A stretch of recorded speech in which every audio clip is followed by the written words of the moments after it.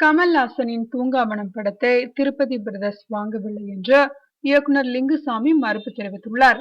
லிங்குசாமியின் Tirupati brothers நிறுவனத்தின் தயாரிப்பில் உத்தமவில்லன் படத்தில் நடித்தார் கமல்ஹாசன்.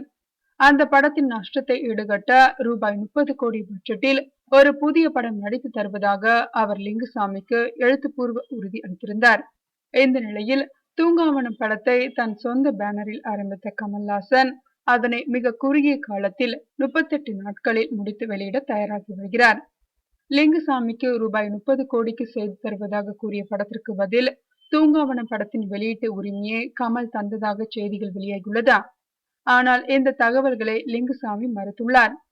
கமல்ஹாசனின் தூங்காவனம் படத்தின் சென்னை மற்றும் NLC ஏரியாக்களின் உரிமையை திருப்பதி பிரதர்ஸ் வாங்கியதாக வந்துள்ள செய்திகள் தவறானவை. எங்களது அடுத்த வெளியீடுகள் ஜிகினா, ரஜினி முருகன் மற்றும் இடம்பொருள் ஏவல் மட்டும்தான் என்று அவர் தெரிவித்துள்ளார்.